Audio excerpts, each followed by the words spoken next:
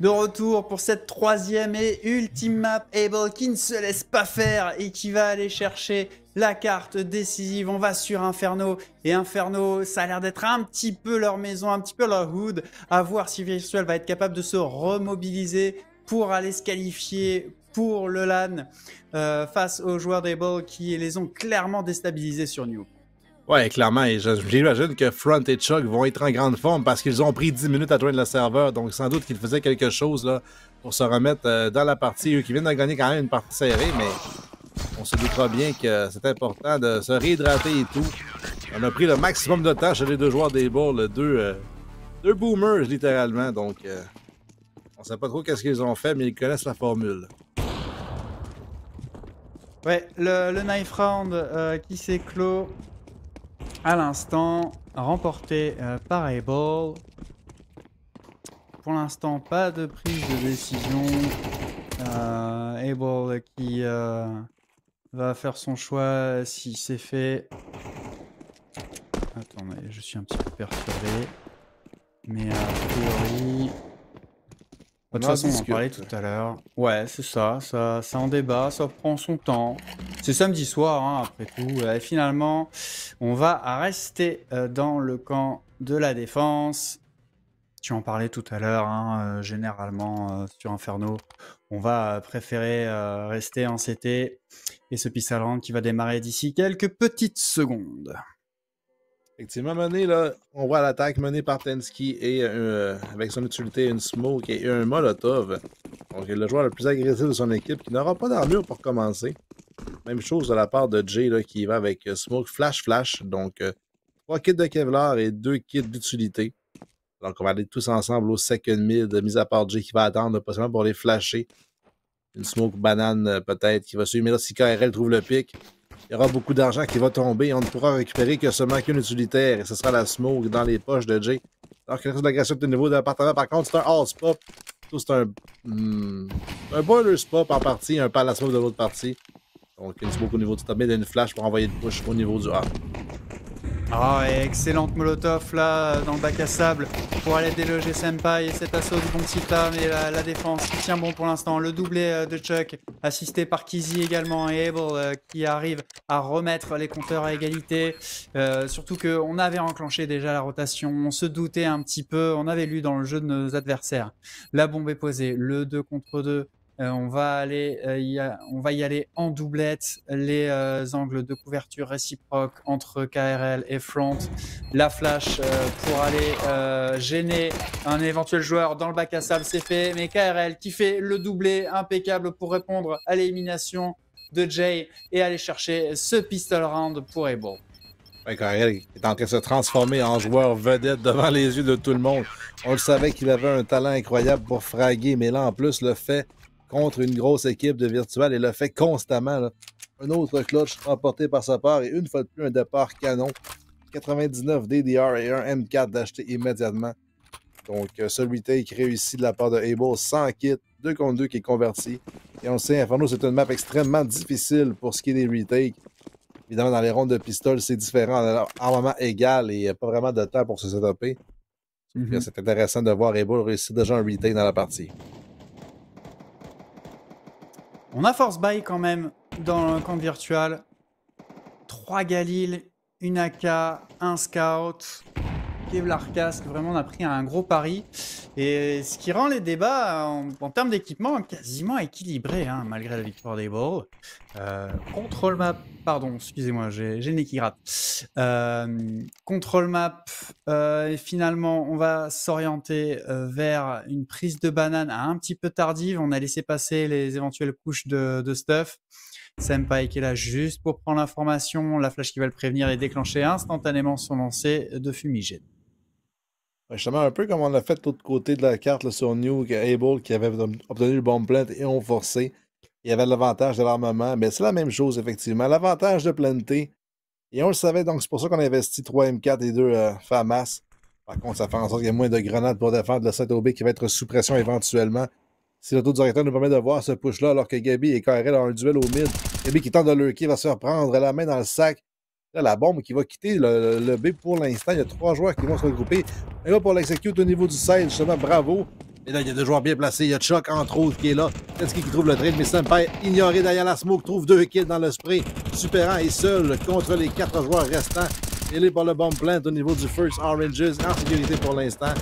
On va attendre que la smoke se dissipe. On va y aller à 4 contre 1 par la suite. Eboll qui a complètement annihilé cet assaut du bomb site B. Le retake qui va être une quasi-formalité. La seule question, c'est combien de kills sera capable de faire Super Ant avant de s'incliner. La réponse, c'est 0. On s'en sort une nouvelle fois avec 19 petits points de vie et 10 pour Front. Énormément de dégâts. C'est très mal payé pour Virtual. Mais Eboll qui est très très solide sur cette défense. Un deuxième bomb plant consécutif. Est-ce qu'on peut se permettre de faire peut-être le même genre d'achat chez Virtual, ou si on veut peut-être commencer à jouer la game normale? Alors là, on voit que c'est les Tech9 qui sont sortis. On va se discipliner une ronde de plus. On va licher nos blessures et revenir plus fort à la ronde suivante. Il y a quand même une grenade, 2 grenades qui s'ajoutent maintenant entre Superant et Tensky pour un potentiel nade stack dans la banane. Comme le disait notre fameuse série Gamer, là, qui a eu 2 saisons et dans lequel Virulent apparaît comme figurant. C'est vrai. Je crois que j'ai pas vu la deuxième saison, tiens, faudrait que je check ça. C'est dans celle-là qu'il apparaît comme figurant en plus. Ah ouais? Ouais, il est l'investisseur lorsque le groupe descend dans la maison, whatever. Il y a comme 2 investisseurs anglophones, entre guillemets, mais Superant est comme le gars qui parle pas, mais qui arrive en chemise. Ça reste à voir pour ceux qui veulent aller revoir la saison 2, je pense qu'il est en ligne, mais Virulent est là, il sert de figurant, il arrive avec sa chemise, puis il a l'air riche. Ah. Et encore mieux avec sa moustache, honnêtement. Allez, on déblatère parce qu'il n'y a pas grand-chose à se mettre sous la main. Contrôle de map élargi, on est très haut sur cette banane, on est très haut sur ces apparts. Est-ce qu'on veut capitaliser sur un éventuel pic et surprendre avec la vitesse d'action, j'ai envie de dire, des Tech9. Ouh là là, cette grenade qui écharpe complètement Super Ant. Gabi qui n'a d'autre choix que de pousser. Il va être capable quand même de faire tomber Kizz avant que Front s'en débarrasse. Très occupé, Front qui est sur tous les fronts et va faire 3 kills ici. Vraiment sur cette position centrale de ce backside et faire le ménage dans l'assaut de Virtual. En plus, on va y aller pour un ding sur Tensky qui s'est échangé avec un ding aussi sur Front. Chuck qui va pique, il va se faire une fois de plus dinké par Tensky. Ça fait 2 fois que le Tech9 trouve un casque, il ne met pas de kill. Et c'est le même scénario à chaque ronde pour Eboll. On survit toujours par quelques points de vie. Et là, si Virtual regarde le VOD ce soir ou demain et qu'il voit le nombre de rondes qu'on a presque gagné, vu au fait qu'on a mis Eboll à très peu de points de vie, on va être encore plus frustré si on perd. Ouais, ça risque de leur mettre un coup au moral. Je ne sais pas si bon, en tout cas, faut pas aller encore les enterrer. Bien entendu, cette map ne fait que commencer. Mais pour l'instant, ouais, Eboll qui a énormément de réussite sur ce point de vue-là. Ah, cette grenade fait énormément de dégâts. KRL qui va aller pousser derrière, mais finalement, c'est pas si gagnant que ça. Une seule élimination. Puerto qui va se débarrasser de la défense ici. Mais Chuck, la bonne prise en tenaille qui va aller se payer 2 scalps. Kizz également va aller éliminer Gabi. Et il ne reste plus que Super Ant bien seul. Il a toutefois le colis. Est-ce qu'on va être capable d'aller négocier? On a un joueur d'Able, un personne de Front qui est en pivot vraiment entre les 2 sites.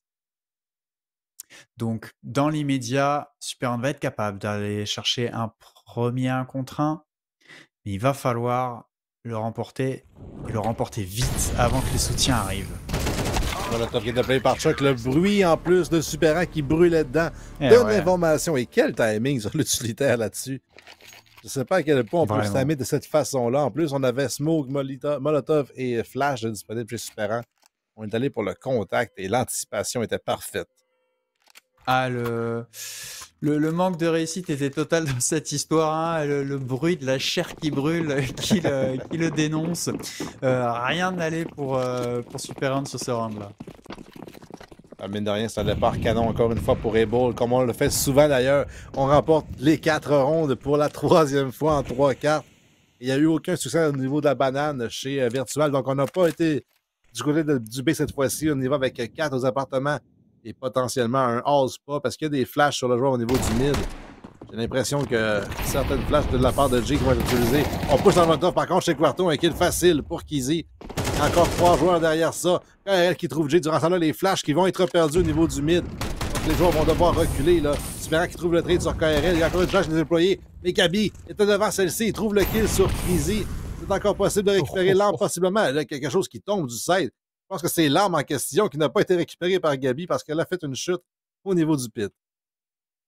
Ouais, pense à Tensky qui est tombé à 2 petits points de vie en se faisant brûler les orteils sur cette molotov alors qu'il était déjà à 6. C'est un miracle qu'il n'en soit pas mort. Il va falloir négocier cette chute là s'il tombe de trop. Bon, ça va être une balle de plomb finalement. Et Chuck qui termine le travail. Able intraitable en défense. Ouais, vraiment, on n'obtient aucun contrôle de carte et pourtant on en parlait là, tout à l'heure, Inferno, ça prend du contrôle map, ça prend la banane et quoi que ce soit. Et là, temps d'arrêt demandé par A-Ball en plus. Donc on laisse une chance à Virtual de penser peut-être à un comeback. Peut-être qu'il est arrivé quelque chose de l'autre côté. Donc petite pause de l'autre côté, évidemment, comme toujours, avec les commanditaires. Et on se revoit dans quelques secondes.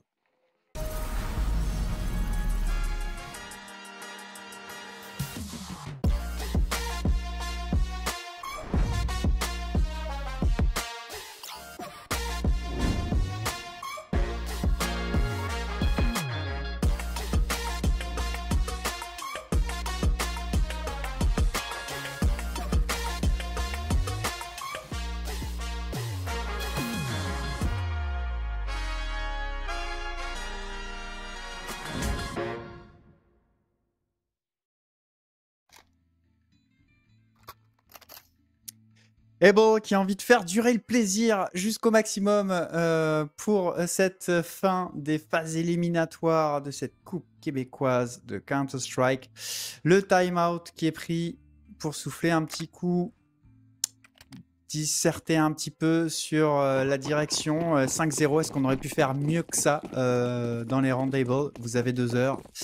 En tout cas, Able qui tient vraiment bon en défense pour l'instant sur Inferno Virtual qui ne trouve aucune solution.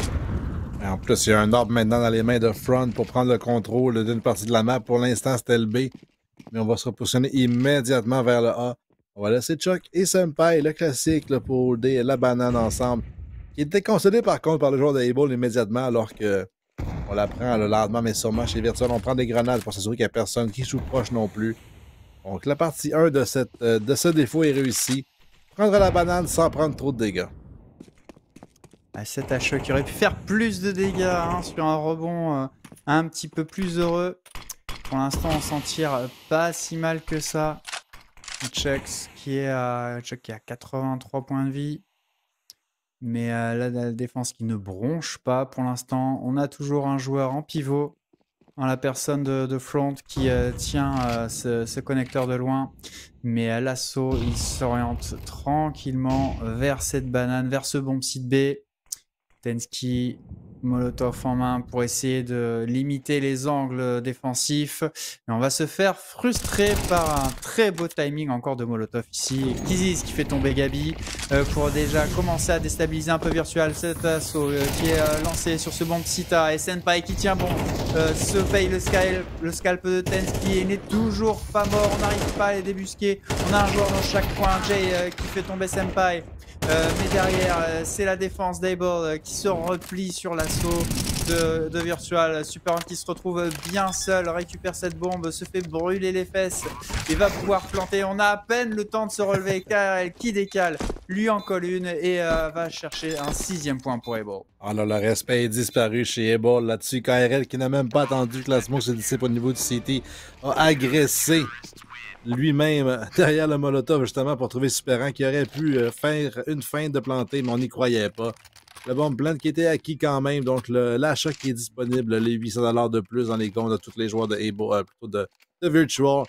C'est vraiment un achat assez confortable, même presque parfait. Il manque quelques grenades uniquement là, ensemble, sinon on aurait tout ce qu'on a besoin. Mais là, c'est quand même les rondes qui commencent à nous échapper. C'est 6-0 Able. Là, c'est un banane à 3 joueurs d'Able, les grenades qui vont faire beaucoup de dommages, mais on laisse la banane finalement à Virtual. Donc une autre fois, la mission est réussie pour le défaut. Cette fois-ci, un petit peu plus coûteux que la ronde précédente.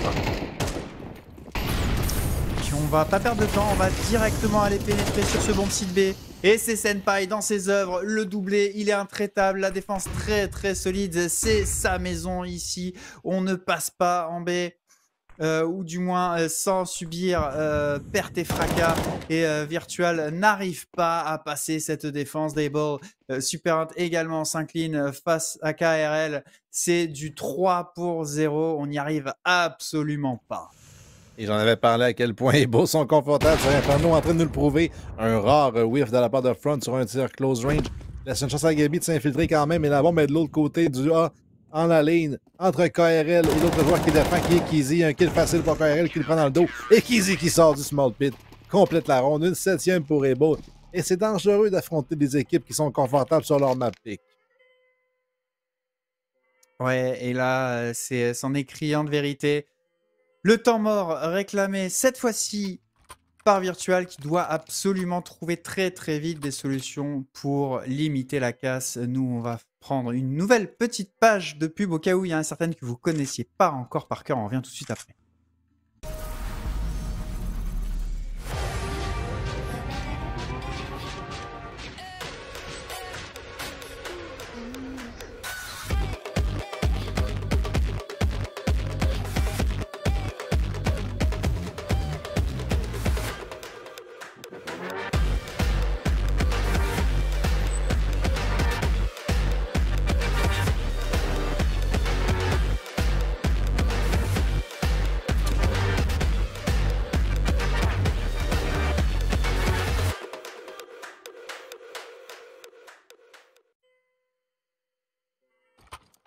Est-ce que Virtual va trouver la clé du coffre-fort d'Able, va résoudre l'énigme que leur posent leurs adversaires?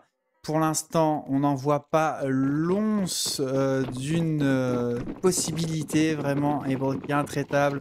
Virtual qui s'oriente vers un nouveau round avec du pistol, du Tech 9, de HE pour essayer de combiner et de déloger les adversaires. Mais pour l'instant, vraiment, on a beaucoup de mal. Virtuel qui n'arrive pas à trouver les solutions. Là, pour l'instant, il reste 2 joueurs pour la défense. Maintenant, on est rendu à 4 chez Able. Front qui est arrivé de juste avec son hop. Un kill. La grenade est puissante. KRL et Front qui s'unissent. Et on laisse Super en seul. La stratégie d'après timer ne fonctionne pas. Évidemment, le rush avec des armes réduites ne laissera aucune chance. Et Able sont à 5 rondes d'une présence en LAN. Ouais, on s'en rapproche vraiment dangereusement. Virtual qui va aller chercher la WP sur Tensky. Je ne l'ai pas vu tant que ça sniper, il me semble, ce soir. Ça va être intéressant à suivre. Est-ce qu'il va être capable de gagner ces duels? Ouh là, il va prendre énormément de dégâts sur cette HE. Évidemment, il n'a pas de Kevlar. Et c'est Front qui fait un premier kill à la WP de son propre bord sur Gabi. Et mettre déjà en porte-à-faux Virtual. Molotov en plus qui va forcer à reculer. Là, les deux joueurs ont mis d'extrêmement low déjà Super et Jay qui ont ensemble à peu près un 100 points de vie, un peu moins même. Donc on va devoir se fier au hop de Tensky.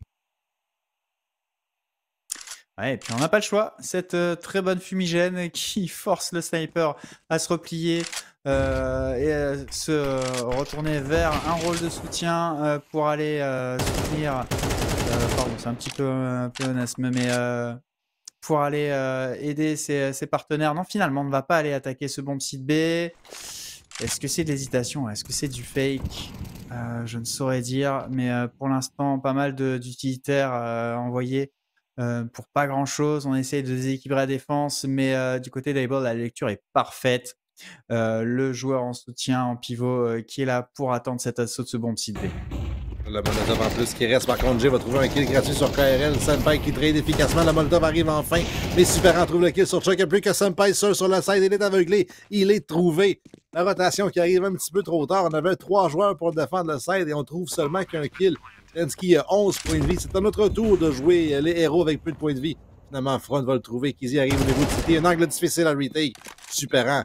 Trouve la tête. Il y a un autre hop au pied de Front, malheureusement. Il ne peut pas échanger pour un AK. Il va y aller pour le tap. Par contre, il a le stick peut-être 4 secondes. Il a un kit. Et la personne est assez proche pour l'empêcher de défuse. C'est personne qui spam. On arrive trop tard et on défuse facilement chez Front. Les couilles d'acier Il tient dans ses mains et c'est 9-0 Able. Écoute, Dacien aussi, quelle erreur de la part des joueurs de Virtual. Ils sont en situation de 2 contre 1, on est hors de portée. Alors, j'ai entendu parler qu'il y avait parfois des bugs de son au niveau du plant et du diffuse. Je sais pas si c'est ce qui est arrivé à Virtual, mais en tout cas, on n'était clairement pas en position de couvrir cette bombe. Et c'est une erreur dramatique pour les joueurs de Virtual qui auraient pu aller chercher leur premier point. Il n'en sera rien. Front qui arrive à clutcher un V2 avec un AWP. C'est cauchemardesque pour Virtual. Et en plus, c'est juste un stick. On avait l'air un petit peu au courant, mais on avait l'air hors position, effectivement. La Tensky va se faire prendre. Grenade en main, un bon spam de Chuck avant que la smoke bloom. La Kizzy profite d'une belle flash de front. Aveugle totalement Gabi. Il n'y a rien qui fonctionne pour Virtual. On est encore plus décousu qu'à l'attaque sur Nuke. Ouais, plus que 2 joueurs en vie du côté de Virtual et une longue minute. Ce nouveau round qui se passe de la pire des manières. On n'est pas capable d'infliger le moindre dégât ou presque aux joueurs de Virtual. Les banques sont florissantes. Le dégât économique est inutile. Là, il nous faut absolument marquer des points. Il va falloir un clutch incroyable de la part des 2 compères. Querto et Super 1, 2 gros fraggers quand même. Ils sont capables de faire des exploits, mais pour l'instant, Able est beaucoup trop à l'aise. Oh là là, la prise à revers de KRL qui n'a qu'à se servir, une petite rafale et 2 kills. Et c'est parti, c'est 10-0 pour Able. Ouais, dans un scénario qu'on n'avait vraiment pas vu venir. Oui, j'ai dit qu'on était à l'aise chez Able sur Inferno, mais peut-être pas si à l'aise que ça. Alors que Virtual ont un combiné 19 kills en 10 rondes. C'est à peine. En fait, c'est moins que 2 kills par ronde en moyenne dans toutes ces rondes-là. C'est terrible. Là, qu'est-ce qu'on peut vraiment faire quand on n'a aucune solution? On a quand même eu 4 bombes pleines. C'est l'agression au niveau de la banane. Les 2 joueurs seulement pour Able qui lancent leur utilitaire. Une belle flash avec le totalement Gabi. Par contre, Chuck n'a pas réussi à trouver les kills et c'est même lui qui a pris plus de dommages. Une belle grenade et une deuxième qui va suivre. On va le mettre à 60 et quelques points de vie. Une flash pour qu'on puisse piquer au travers de la smoke, mais Chuck ne pourra pas le faire. Il y a eu double smoke de la part de 2 équipes. On dissipe Senovich et KRL et on prend le pic sur Jay. C'est dramatique, les joueurs de Virtual qui manquent peut-être un peu d'endurance. Il est un petit peu tard, on a enchaîné quand même pas mal de maps ce soir. Mais là, j'ai l'impression que la concentration n'y est absolument plus. L'expérience des joueurs d'Able qui prime. Gabi, quoi, qui se débarrasse de Senpai. Mais 2 kills instantanément de la part d'Able. On a l'avantage numérique rééquilibré ici toutefois avec le bon contournement de Tensky qui saute littéralement sur le crâne de Chucks. La bonne molotov pour essayer de temporiser au maximum le retake de Able. Là, justement, il y a encore une fois Super au niveau de la Church. Un retake tellement difficile cet angle. Et encore une fois, KRL va perdre ce duel. Kizzy est maintenant seul contre 2. Aperçoit Tensky, trouve la tête. Et là, on devrait savoir qu'il est Church parce qu'il a eu un kill, mais Kizzy ne retourne pas. Manque de communication chez Able. Il était un petit peu tard pour tout le monde, j'ai l'impression. Parce que Superan a tué son adversaire au niveau du Church et jamais on a regardé de ce côté-là chez Kizzy. Ouais, un petit peu particulier là. Peut-être un petit peu trop tunnel vision, un petit peu trop focus sur notre image et manque de communication comme tu l'as dit, fort probablement. En tout cas, ça fait les affaires de Virtual. Est-ce que un point, peut-être un deuxième, va être suffisant? Il va falloir vraiment que Virtual soit très solide. Et là, un échange de kills, Molotov contre un kill. Et Front qui va aller aggraver le score, qui a quitté son mid pour aller défendre ici. Non, pardon, j'ai mal lu. Il était bien sur le mid pour faire ce kill-là. Et Virtual qui se retrouve un petit peu retour casse départ, n'a absolument pas gagné de terrain, même si la banane est concédée par les joueurs de Able. On a l'avantage numérique. On va jouer ce round, j'allais dire en 2 et 2, alors qu'on hésite un petit peu à pivoter dans les rangs d'Able et en la personne de Chucks qui va finalement se repositionner sur l'arrière du bomb site B dans un timing parfait parce que l'assaut est entamé par les joueurs de Virtual. On va prendre une tête. Chucks il se repart avec 16 HP. Derrière, la sanction de Senpai qui se débarrasse de Tensky. Qui était un petit peu en maraude. Cet assaut du bomb site B alors qu'on l'avait lâché, on va aller jouer tranquillement je pense ce retake alors qu'on a un clair avantage numérique. Le 4v2, l'assaut depuis la Church, on va synchroniser avec la prise de la banane de notre partenaire. Et bon, qui va aller utiliser les quelques utilitaires qu'il leur reste. Puerto qui gagne un premier duel, puis un deuxième. On en reste à égalité. Et le clutch peut-être de Puerto, mais non, il va gagner le DR. Il va perdre, pardon, excusez-moi, j'en perds mes mots. Le dernier duel, Senpai qui va pouvoir désamorcer et aller chercher ce 12e point. Et là, Alban, est-ce que tu peux me dire le nombre de points de vie que Senpai avait lorsqu'il a eu ses 2 kills? J'ai absolument pas regardé, non. 12 je me le dire, et je sens que c'est dans le 10. rouge. 12 et 10. Alors qu'en plus, il s'est dévoilé en lançant sa flash au niveau du CT. Il gagne le duel quand même, alors qu'il se fait piquer ça avec 12 points de vie et remporte ce clutch 1 contre 1 avec Quattro avec 10 à la fin. C'est-à-dire que le wallbang de Quattro, il en a fait 2. C'est des rondes incroyablement frustrantes à voir si on est des fans de Virtual. Et je ne sais même pas comment on fait pour être encore sur le serveur. Je pense que j'aurais Alt F4 si j'avais été un joueur de Virtual, de voir toutes les rondes perdues par quelques points de vie. On a presque l'impression que les joueurs d'Able ont cette mécanique utilisée dans certains jeux où quand on est low HP, on est plus résistant. En tout cas, mentalement, c'est ce qui se passe chez Able, vraiment, où plus on est low HP, plus on est dangereux. On est les héros de l'animé, en fait. On a besoin de faire la run miracle et c'est nous qui mènent l'émission. On a le plot armor, mais Senpai n'en aura pas suffisamment là-dessus. Un gros pic en plus de Gabi qui va trouver 2 kills alors que KRL a trouvé des sur Jay. Mais c'est à l'avantage 3 pour 1 pour l'équipe à la défense. Maintenant, le Chuck pour trader ses teammates. Ça va être chose faite et Front va trouver Superman de l'autre côté. Alors, on ramène les choses à 2 contre 2 pour Able. Able qui n'a pas dit son dernier mot sur ce pistol round. On a semé clairement le chaos dans les rounds virtuels. Qui n'auront d'autre choix que de défendre à deux. Non, on choisit la solution de la prise d'information et la rotation qui est enclenchée par Tensky pour aller mener la garde sur ce bomb site B. Effectivement, Tensky qui n'entend absolument rien pour l'instant. Même chose pour son teammate. Là, on a coupé le son chez Able. Et on va s'aventurer ensemble au niveau du balcony de Quattro. Premier contact, il les gauche par contre, 3 points de vie. Il se fait foncer dessus et il tombe au main choc. Et Bourg qui retourne la ronde. En plus, on a une smoke pour couvrir Moto et gagner beaucoup de temps. Et il n'y a pas de kit chez Tensky. Il va falloir que Tensky soit extrêmement précis pour l'instant. Il y va un petit peu comme un bourrin qui est poussé à travers cette fumigène la première fois. Il va reload, se replier et prendre énormément de dégâts. J'ai l'impression qu'on a complètement abandonné du côté de Virtual, qu'on n'y croyait plus parce que Tensky qui fonce dans le tas comme ça, alors qu'il avait le temps de négocier un peu plus que ça. Mais il n'en sera rien. Virtual qui lâche ce pistol round et qui est déjà sur le match point. 11 points de LAN pour Able dans une ronde. Dans une run qui semblait impossible. C'était 4e au classement. C'est l'équipe qui avait la moins bonne fiche de toutes. 5-5 alors qu'on affrontait des équipes 9-1 et 7-3. Et Virtual, qu'on se rappellera, sont champions de l'NTS, le dernier événement en LAN qu'on a eu au Québec.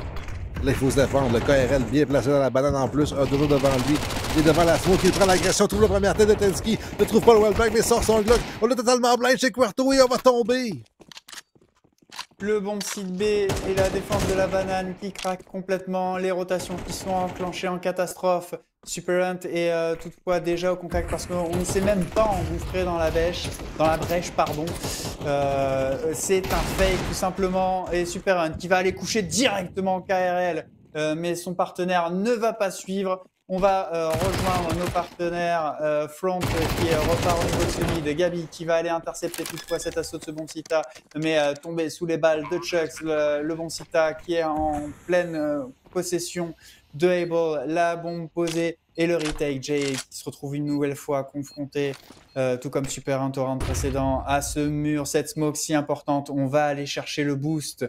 Est-ce que ça va être une solution? Est-ce qu'on va avoir l'information? Est-ce qu'on va être capable de prélever un scalp? Il n'en sera rien. On a d'autres choix que de pousser. Et l'angle fermé, impeccable. Senpai Chucks, un chacun. Et Able qui met une raclée phénoménale à Virtual pour aller se qualifier en LAN. 13-1 sur Inferno. Ils ont marqué au fer rouge leurs adversaires et ont montré qu'Inferno, c'était clairement pas le bon choix de map de la part de Virtual. Ouais, le message est lancé là, pour ceux qui vont affronter Able en LAN. Ne prenez pas Inferno comme decider parce qu'on va vous faire payer s'il le faut. alors qu'on n'a pas réussi à convertir le map pick d'Overpass de notre adversaire, alors qu'on avait une chance en mort de le faire. On vole Nuke et ensuite on les détruit sur Inferno. L'expérience qui a parlé, on sait qu'il y a beaucoup de joueurs de virtual qui sont plus jeunes, qui sont peut-être, comme tu l'as dit, un peu moins endurants. Je ne sais pas s'il est trop tard pour eux, je ne sais pas si on est habitué aussi tard, mais les vieux bonhommes de Able, les boomers comme on dit, on step pas pour cette ronde, cette map finale et ce rond du LAN. On ne voulait pas manquer cet événement-là. Ah, vraiment très très grosse performance d'Able qui ont eu vraiment une belle patience, qui ne se sont pas laissés démonter par cette première carte perdue et qui auraient pu juste lâcher prise sur la deuxième. La deuxième a été justement très très serrée. On a capitalisé là-dessus et on est allé se chercher au forceps cette qualification. Grosse performance des joueurs d'Able, vraiment à acclamer ce soir. Oui, clairement, c'est la fin de notre programmation en ligne uniquement. Déjà? Évidemment, la prochaine fois qu'on sera, ben oui, déjà. On a fini plus tard que Valorant avec une match de moins à jouer, mais j'allais dire qu'il n'y aura pas de match cette semaine en ligne. Et la prochaine fois qu'on va se voir, ça va être tous ensemble. Évidemment, il y aura une diffusion Internet, mais on va se voir ensemble au Théâtre de la Providence à Longueuil, alors qu'on va checker le bracket, savoir qui s'est qualifié. Évidemment, vous le savez, vous étiez là au début, mais miracle, ont gagné contre Able et Ducky, seront directement dans la grande finale. Et Able maintenant vont aller rejoindre Ducky le 11 novembre prochain plutôt, au Théâtre de la Providence de Longueuil pour affronter Able dans un best of 3. Et le gagnant aura l'honneur d'affronter Miracle en grande finale. Ouais, ce top 3 qui va en découdre en LAN, je suis furieusement impatient de voir ça, mais dans les médias, je suis surtout furieusement impatient de clore ce stream. Ça a été un immense plaisir d'avoir la chance de commenter toutefois ces playoffs. On y est, mais je le dis toujours, c'est vraiment, un très bel événement que toute une équipe se démène à organiser. Durant de longues semaines quand même, c'est vraiment énormément de travail qui sont effectués. Vous l'avez compris, j'enchaîne avec les shout-outs de toute notre équipe de production, à savoir Freezies à l'aiguillage, l'observateur c'est Valve et on ne l'en félicite pas vraiment, Echo, graphisme et overlay, Fox à la gestion administration, Nova et Zellophone pour les médias sociaux, Joog en charge de l'événementiel en attendant que Valve nous procure un... Si vous n'avez pas compris encore, je suis fâché face au mode observateur. Mille, partenaire logistique, Daryl au clip Twitch, Babinski site web et Clara au TikTok et évidemment le magnifique Polo ce soir qui a casté avec moi et qui sera aux côtés de Solbo pour vous faire vivre cette magnifique finale de la coupe. Effectivement, Solbo que je n'ai pas croisé depuis belle lune sur ses streams de 5 Stack. Donc, je pense que c'est la seule personne que j'ai pas vue depuis un dernier mois et demi. On ne s'est pas timé du tout sur les streams. Faut pas oublier aussi les commentaires qui rendent l'événement possible, autant en présentiel que durant la saison. Donc, Paro Info et leur division de simulation A1 et Red Bull Tim Hortons, Kingston Fury, Poulet Rouge et Loto-Québec, qui sont tous embarqués pour cette saison 1 de la Coupe québécoise de Counter-Strike. Et c'est grâce à eux que je peux vous offrir ce spectacle et en plus, aller en présentiel le 11 novembre au Théâtre de la Providence. Pour une dernière fois, mon cher Alban, il faudra en parler, là, un billet unique de 20$ qui vous donne accès à 3 événements, c'est-à-dire les finales qu'on vient de voir les playoffs, justement pour ces finales-là, le 11, dès 11h, je crois, 2 best of 3 comme on a vu. Par la suite, il y aura un gala qui commence vers 16h avec un cocktail. Il y a un gala, ensuite il y a l'after party jusqu'à minuit. Et le lendemain, dès 11h, les finales de la Coupe québécoise de Valorant, qui est déjà dans leur 3e saison, et dont les playoffs ont été joués hier soir et qui ont fini, comme je le répète, plus tôt que cette finale que les playoffs de CS avec un match de plus à jouer en plus. Ah mais ils n'ont pas eu des matchs aussi palpitants que les nôtres, écoute. Vraiment pas, par contre. Ça, c'est bien vrai, il y a eu des massacres toute la soirée. On vous remercie d'avoir suivi cette diffusion. Prenez soin de vous et évidemment, à la semaine prochaine. Vous savez pourquoi, pour ces finales en LAN, pour l'événement du gala. On vous souhaite une bonne fin de soirée et à très bientôt sur les ondes de 5 Stack.